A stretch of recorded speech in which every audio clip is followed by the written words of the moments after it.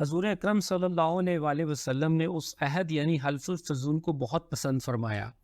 آپ صلی اللہ علیہ وآلہ وسلم فرماتے تھے، میں اس عہد نامے میں شریک تھا۔ یہ عہد نامہ بنو جدعان کے مکان میں ہوا تھا۔ اگر کوئی مجھ سے کہے کہ اس عہد نامے سے دستبردار ہو جاؤ اور اس کے بدلے میں 100 اونٹ لے لو تو میں نہیں لوں گا۔ اس عہد نامے کے نام پر اگر کوئی آج بھی مجھے آواز دے تو میں کہوں گا میں حاضر ہوں۔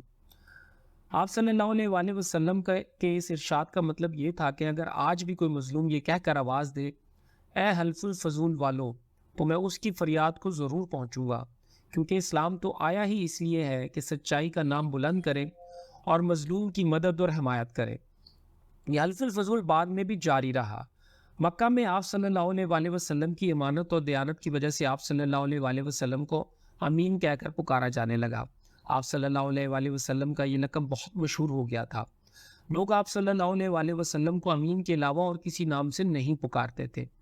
انہی دنوں ابو طالب آپ صلی اللہ علیہ وآلہ وسلم کے پاس آئے اور کہا، اے بھتیجے، میں ایک بہت غریب آدمی ہوں اور قحط سالی کی وجہ سے اور زیادہ سخت حالات کا سامنا ہے۔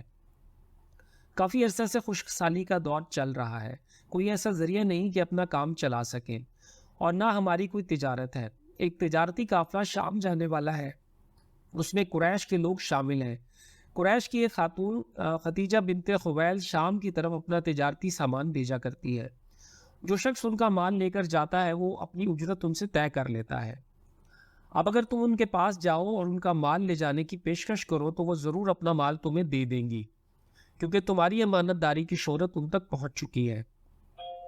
اگرچہ میں اس بات کو پسند نہیں کرتا کہ تم شام کے سفر پر جاؤ، یہودی تمہارے دشمن ہیں، لیکن حالات کی وجہ سے میں مجبور ہوں، اس کے علاوہ کوئی چارہ بھی تو نہیں۔ یہاں تک کہہ کر ابو طالب خاموش ہو گئے۔ تب آپ صلی اللہ علیہ وآلہ وسلم نے فرمایا، ممکن ہے وہ خاتون خود میرے پاس کسی کو بھیجے۔ یہ بات آپ صلی اللہ علیہ وآلہ وسلم نے اس لیے کہی تھی کہ ختیجہ رضی اللہ تعالیٰ عنہا کو ایک بااعتماد آدمی کی ضرورت تھی، اور اس وقت مکہ میں آپ صلی اللہ علیہ وآلہ وسلم سے زیادہ شریف، پاک باز اور امانت دار، سمجھدار اور قابل آدمی کوئی نہیں تھا۔ ابو طالب اس وقت بہت پریشان تھے۔ آپ صلی اللہ علیہ وآلہ وسلم کی یہ بات سن کر انہوں نے کہا، اگر تم نہ گئے تو مجھے ڈر ہے وہ کسی اور سے معاملہ طے کر لیں گی۔ یہ کہہ کر ابو طالب اٹھ گئے۔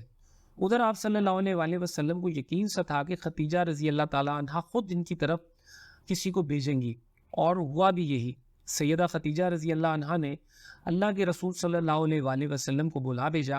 پھر آپ صلی اللہ علیہ وآلہ وسلم سے کہا، میں نے آپ صلی اللہ علیہ وآلہ وسلم کی سچائی، امانت داری اور نیک اخلاق کے بارے میں سنا ہے، اور اسی وجہ سے میں نے آپ صلی اللہ علیہ وآلہ وسلم کو بلوایا ہے۔ جو معاوضہ آپ صلی اللہ علیہ وآلہ وسلم کی قوم کے دوسرے آدمیوں کو دیتی ہوں، آپ صلی اللہ علیہ وآلہ وسلم کو ان سے دوگنا دوں گی۔ آپ صلی اللہ علیہ وآلہ وسلم نے ان کی بات منظور فرما لی۔